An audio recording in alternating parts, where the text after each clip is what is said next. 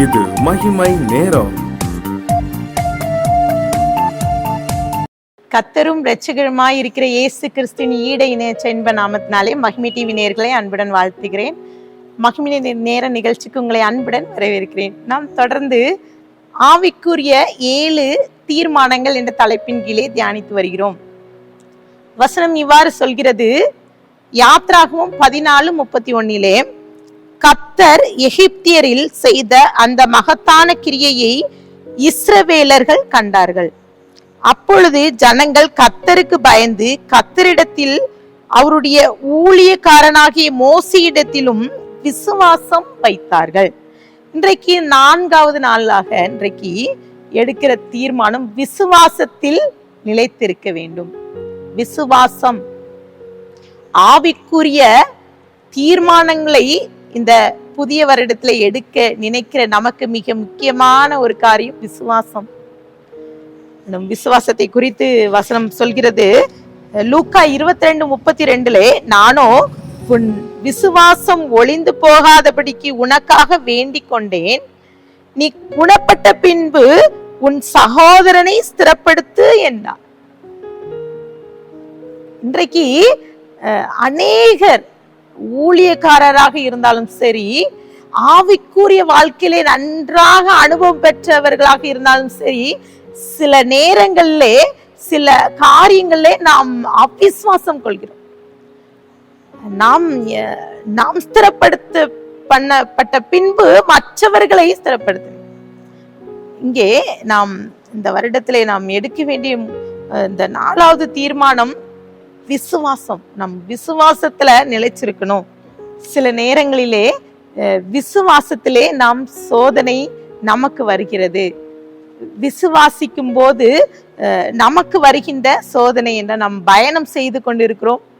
ஒருவேளை விமானத்திலே பயணம் செய்கிறோம் என்று நினைத்துக் கொள்வோம். அப்போது நமக்குள்ளே அந்த விமானத்திலே ஏறி நாம் பயணம் செய்யும் போது நமக்கு ஒரு நம்பிக்கை வரும். ஒருவேளை நம்ம 10,000 அடிக்கு மேல பறக்க போகிறோம், இவ்வளோ வெயிட் இருக்கு, பாரம் இருக்கு, இந்த விமானம் நம்மளை கொண்டு சேருமோன்ற ஒரு நம்பிக்கை இல்லைன்னா நம்ம பயணம் செய்ய மாட்டோம். நம் நம்பிக்கை யார் மீது இருக்கிறது? அந்த ஓட்டுநர் மீது. கண்டிப்பாக இந்த விமானத்தை சரியாக அவர் பயணித்து நமக்கு சரியான இடத்தில் கொண்டு சேர்ப்பார்ன்ற ஒரு நம்பிக்கை நமக்கு வருகிறது. அதே போலதான் ஆவிக்குரிய வாழ்க்கையிலும் நாம் கர்த்தராகிய இயேசு கிறிஸ்துவை விசுவாசிக்க வேண்டும். அதுதான் நமக்கு இருக்கிற ஒரு மிகப்பெரிய நம்பிக்கை. எனும் எபிரேயர் 11ஆம் அதிகாரத்தை நீங்க பார்த்து கொண்டால் அது விசுவாசத்தின் அதிகாரம் என்று சொல்லலாம். அங்கே போடப்பட்டிருக்கிறது 4ஆம் வசனத்திலே நீங்க பார்த்தீர்கள் என்றால் அங்கே ஆபேலை குறித்து போட்டப்பட்டிருக்கு. அவன் விசுவாசத்தினாலே அவன் கர்த்தருக்கு பிரியமான பலியை செலுத்தினான். அவன் காயினை காட்டிலும் அவன் மேன்மையான பலியை செலுத்தினான் என்று சொல்லி கர்த்தரே அவனை குறித்து சாட்சி சொல்கிறார். விசுவாசத்தினாலே அவன் கொடுத்த நம்பிக்கை, ஆண்டவர் மேல அவன் வைத்த நம்பிக்கை இங்கு குறிப்பிடப்பட்டிருக்கிறது. இன்னும் 5ஆம் வசனத்திலே குறிப்பிடப்பட்டிருக்கிறது, ஏனோக்கு விசுவாசத்தினாலே மரணத்தை காணாதபடி கர்த்தரால் எடுத்துக்கொள்ளப்பட்டான். அவன் காணப்படாமல் போனான். ஒருவேளை காணப்படாமல் போனான்னா எங்கேயோ போய் ஓடி ஒளியல, அவன் மறைந்து இருக்கல, அவன் என்ன தொலைந்து போகல, கர்த்தர் அவனை எடுத்துக்கொண்டார். அவன் கர்த்தர் மீது வைத்த விசுவாசத்தின் பேரில். இன்னும் அந்த அதிகாரத்துல பாத்தீங்கன்னா எபிரேயர் 11:6 எங்க போடப்பட்டிருக்கிறது, விசுவாசம் இல்லாமல் தேவனுக்கு பிரியமா இருப்பது கூடாத காரியம். அங்கே அடுத்த பகுதியிலே குறிப்பிடப்பட்டிருக்கிறது ஆபிரகாமின் விசுவாசம். அந்த எபிரேயர் அந்த பகுதியிலே ஒவ்வொரு தேவ மனிதனுடைய விசுவாசத்தை குறிப்பிடப்பட்டிருக்கு.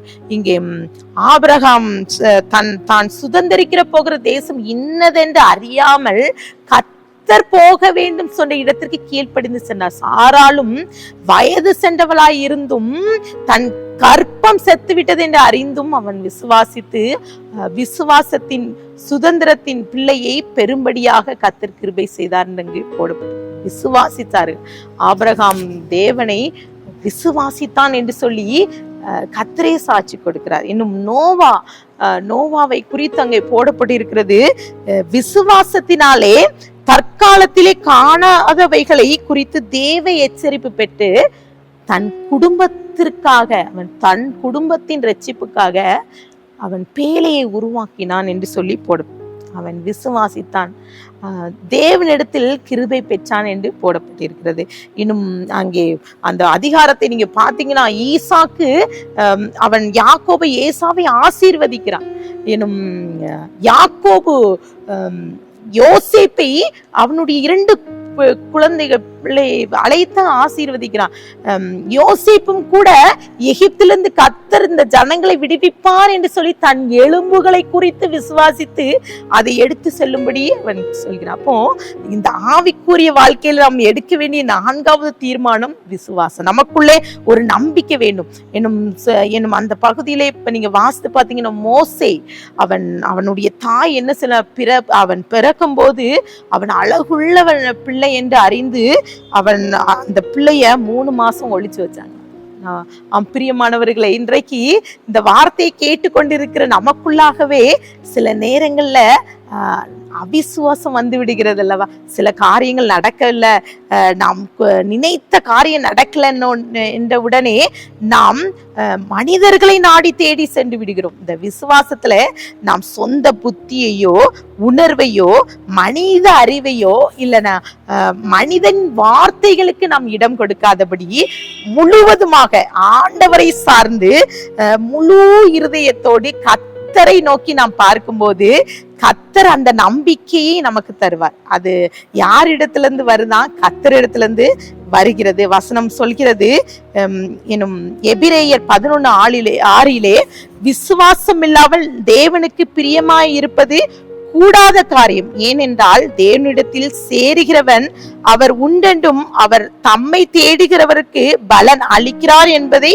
விசுவாசிக்க வேண்டும். எனும் எபிரேயர் 11:1 விசுவாசமானது நம்பப்படுகிறவர்களின் உறுதியும் காணப்படாதவைகளின் நிச்சயமாய் இருக்கிறது. சில நேரங்கள்ல நம்ம இது நடக்குமா, இது நடக்காதா அப்படிலாம் சில கேள்விகளை நாம் இது கிடைக்குமா கிடைக்காதா, இந்த வருஷமாவது கர்த்தர் நமக்கு எனக்கு ஒரு குழந்தையை தருவாரா, இந்த வருஷமாவது எனக்கு ஒரு நல்ல வேலையை தருவாரா, இந்த வருஷமாவது எனக்கு இந்த தொழில்ல முன்னேற்றம் வருமா, இந்த வருஷமாவது கர்த்தர் இந்த கடனை அடைப்போமா அப்படிங்கிற கேள்வியோடு இந்த வார்த்தையை கேட்டுக்கொண்டிருந்தா கர்த்தர் இன்றைக்கு உங்களோடு நீ விசுவாசித்தால் தேவனுடைய மகிமையை காண்பார். கர்த்தர் சொல்கிறார், கடுகளவு விசுவாசம் இந்த மலையை கூட பெயர் தெரிந்து போமாம். பிரியமானவர்களே, இன்றைக்கு கர்த்தரிடத்துல இந்த 4வது தீர்மானத்தை எடுப்போம்.